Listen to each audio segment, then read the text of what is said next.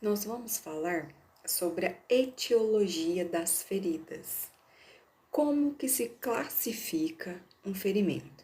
Nós temos a cortante ou incisão cirúrgica, que é feita com um instrumento afiado, resultando um corte limpo, tipo bisturi, navalha e vidro.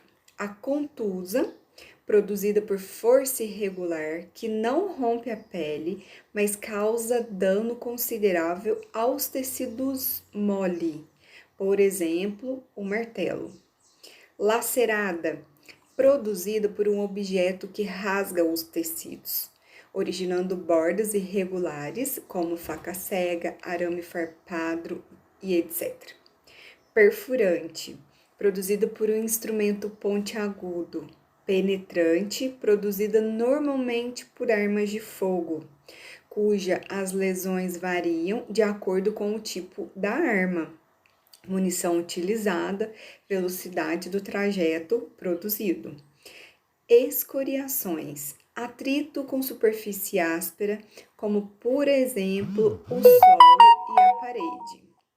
Queimadura são lesões dos tecidos orgânicos em decorrência de um trauma de origem térmica, química, elétrica ou radioativa. Patológica, causadas por fatores intrínsecos do portador de úlcera venosa, arterial, úlcera por pressão, úlcera crônica, por defeitos metabólicos ou neoplasia. Secundárias ao procedimento, como radioterapia e a amputação, produzida através da laceração ou separação forçada dos tecidos, afetando com maior frequência as extremidades. O que é lesão por pressão?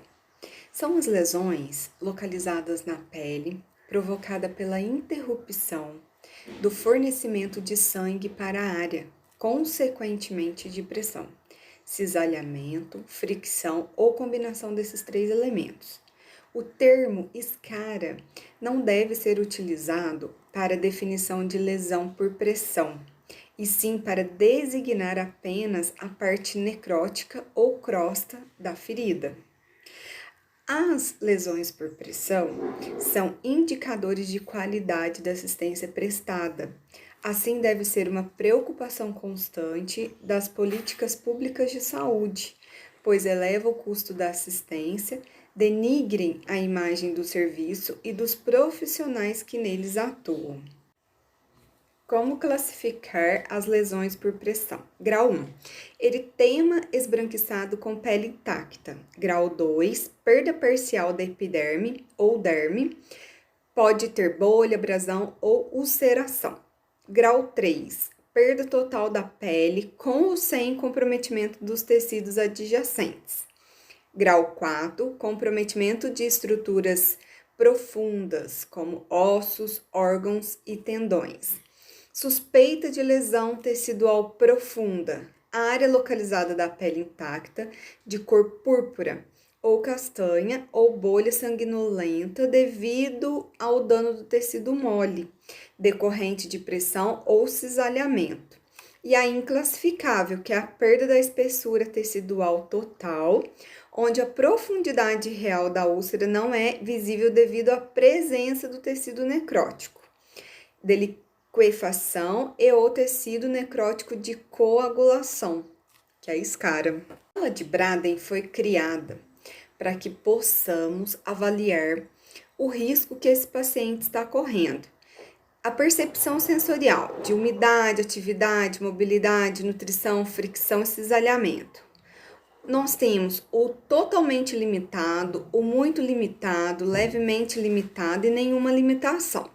Dentro dessas classificações, baseado nessas percepções, nós vamos ter o risco baixo, o risco moderado e o risco alto. Então, essa tabela é importante implantar para o paciente ser avaliado de forma individual, diariamente, para que possamos classificar o risco e termos algumas ações. Por exemplo, no risco baixo, nós vamos colocar colchão de ar, utilizar sabão neutro, hidratar a pele, realizar mudanças de decúbito. No risco médio, já tem outras ações, como mudar o decúbito de 2 em 2 horas, de 1 em 1 hora, dependendo do caso. Já acionar uma avaliação nutricional e já fazer a reabilitação com fisioterapia. Totalmente limitado. Nós temos todas essas questões para ser aplicada, né? E ainda avaliar o ferimento e aderir novas coberturas para que possa dar uma melhora para o paciente. Nós temos também a versão da escala Braden, que é utilizada para crianças, que além da percepção sensorial de umidade, atividade, mobilidade, nutrição, fricção, cisalhamento, temos também a perfusão tecidual e oxigenação. Então, é uma forma adaptada para avaliação em pediatria.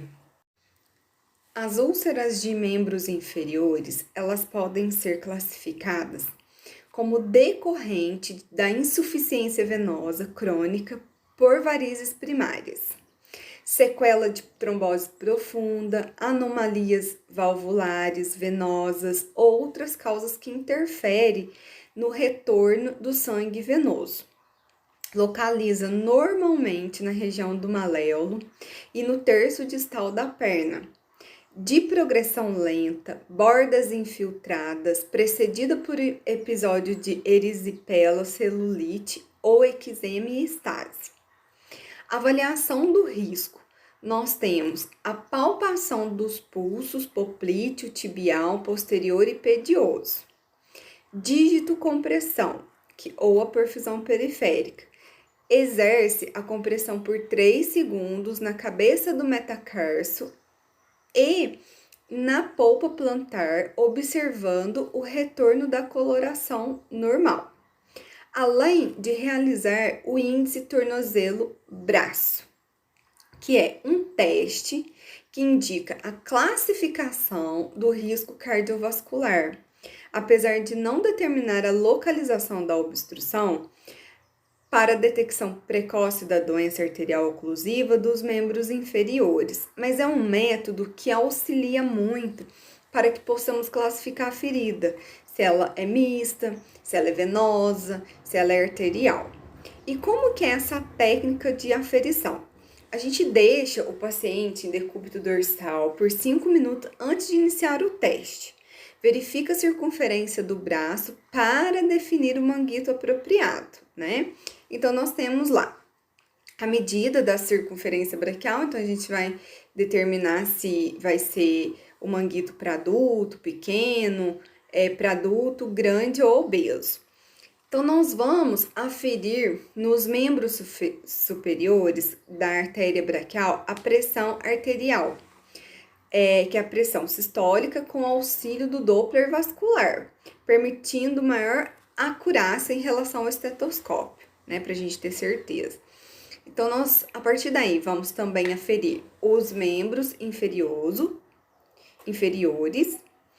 os membros inferiores, pedioso ou tibial posterior, posicionando o manguito em 3 centímetros acima do maléolo. Feito isso, o cálculo do ITB direito, a maior pressão do tornozelo direito entre o pulso pedioso e tibial posterior, maior pressão dos membros superiores. E o índice do esquerdo, maior pressão do tornozelo esquerdo entre o pulso pedioso e tibial posterior e maior pressão dos membros superiores. Realizado o cálculo, nós vamos seguir a tabela de resultado do ITB, que maior ou igual 1,30, as artérias estão não compressíveis, então é classificado como úlcera venosa. Superior a 0,9 a 1,30 está aceitável dentro da circulação normal. 0,71 a 0,89, leve.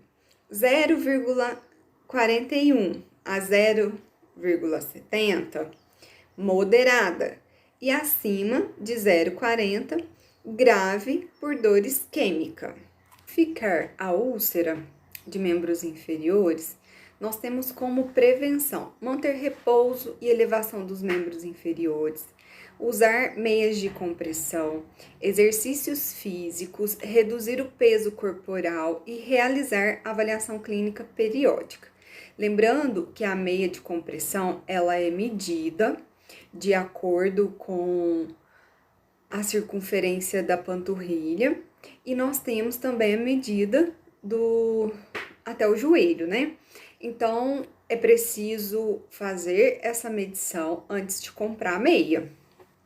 Quando nós avaliamos o ITB e chegamos na conclusão de úlcera arterial, primeiro passo já é um sinal para encaminhar para o cirurgião, né? Para que ele possa fazer uma avaliação da conduta. É uma ferida que já tem ali uma insuficiência arterial e que sempre está relacionada à aterosclerose. Qual que é o sintoma mais comum? É claudicação intermitente e dor severa.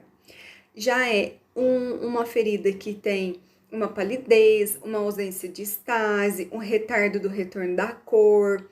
Quando eleva-se o membro, sente muita dor, tem uma diminuição ou ausência das pulsações das artérias e a dor é muito severa. A úlcera é de borda cortada a pique, irregular, localizada normalmente no tornozelo, no maléolo, extremidades digitais como perna, calcanhar, dorso ou pé. Outra técnica também muito utilizada é o monofilamento, onde nós utilizamos vários monofilamentos de espessuras diferentes para identificar a sensibilidade. Está disponível aí para vocês no manual para que vocês possam verificar os pontos de aplicação desse monofilamento e o que nós vamos ter de retorno. Muitas das vezes o paciente não tem sensibilidade no local e vai identificar com esse tipo de técnica. A classificação de risco, né? Nós vamos sempre estar olhando os pulsos palpáveis, sensibilidade protetora presente, as deformidades e os cuidados de úlceras isquêmicas e neuropáticas. Toda essa avaliação, cuidado com as unhas, a dor que está presente, se está aliviada quando as pernas ficam pendentes, dor em repouso, dor no ponto de ferida, se tem uma deformidade, a temperatura, se está quente, fria, os pulsos diminuído ou ausente, as unhas atrofiadas, a pele fina, lustrosa, sem pelos, rarefeitos ou ausentes, se tem calo presente ou não, né? E nós temos vários tipos de tratamento para tratamento de bolhas, de calo, infecção por micose interdigital, pequenas infecções nas unhas, um encravado, pequeno ferimento, fissura. Então, é importante identificar cada tipo de ferida para ter-se o tratamento adequado. Outro tipo de ferida são as queimaduras, que são lesões causadas por traumas de origem térmica, química, elétrica e radioativa. Nós temos de grau 1, que atinge a epiderme, grau 2, que é superficial dérmica, né? Grau 3, que já é profundo, e grau 4, que já pega nervos, parte óssea. E nós utilizamos a regra dos 9 de Wallace para fazer a porcentagem da queimadura. Importante, qualquer tipo de queimadura deve ser encaminhado ao centro de tratamento de queimados, principalmente se houve inalação, se houve irradiação química por eletricidade ou por raio, com espessura parcial comprometido a 10% da superfície corporal, que envolve face, mãos, pés, genitália, períneo e articulações importantes, e que também o paciente pode ter uma doença de base aí já comprometendo, tanto a parte de diabetes, hipertensão. E como que nós fazemos a prevenção? São principalmente cuidados domésticos, principalmente com crianças menores de 2 anos e idosos, cuidados com fogueira, balões, fogos de artifício, cuidados com acidentes causados por cigarro, cuidados com choque elétrico, cuidados com substâncias radioativas e o uso de EPI aos trabalhadores que atuam com risco de queimadura. Alguns cuidados também em domicílio para evitar-se, né? E caso aconteça alguma queimadura, o que deve ser feito? Tirar primeiramente a pessoa da fonte do calor. Nos casos de queimaduras elétricas, deve-se apenas desligar a eletricidade. Porque se você colocar a mão nesse paciente, também vai ser cometido pelo choque elétrico. Deve-se aplicar grande quantidade de água fria na região afetada. Não tentar tirar as roupas, se as queimaduras forem extensas, colocar sempre compressas molhadas na área exposta. Por quê? Porque perde-se muito líquido no local, então é preciso hidratar a pele e a água também ajuda a resfriar. A dor pode ser aliviada aplicando toalhas molhadas com soro fisiológico, resfriando durante um período de 10 a 15 minutos. Então, pode ir deixando resfriando ali o local e procurar o atendimento médico o quanto antes. Por quê? Ferida por queimadura precisa de tratamento específico. E ainda nesse capítulo 3, nós vamos falar de ferida oncológica. Para terminar esse capítulo aqui, o que acontece? Como que é classificada a ferida oncológica? Ela é definida primeiramente pela infiltração das células malignas na estrutura da pele, incluindo vaso sanguíneo ou linfáticos. Podem ser derivados de tumor primário ou daquele metastático. Então, nós como profissionais de saúde podemos ter essa visão também. Tá tratando uma ferida, não tá tendo evolução, não tá modelando, é necessário fazer uma biópsia, né? Então, é a conduta que a gente tem que sempre estar atento. Os cânceres mais comumente associados à formação de ferida neoplásica são os de mama, cabeça, pescoço, de rim, pulmão, ovário, de colo, linfoma e leucemia. Inicialmente, a ferida pode ser imperceptível e progressivamente acomete a derme e o subcutâneo, se fixando no tecido profundo, produzindo nódulos palpáveis ou não. A ferida evolui para uma formação irregular de aspecto vegetativo que passa a se denominar como ferida fungosa maligna. Então, as feridas neoplásicas ou tumorais são estadiadas de acordo com o quadro que nós temos de característica dessas lesões, né? Que é classificado como 1, 1N, 2, 3, 4. Então, nós temos também a recomendação para avaliar através desse guia de numeração para saber como que está o envolvimento dessa ferida. É claro que após a biópsia identificada uma ferida neoplásica, os cuidados serão diferenciados para o tratamento.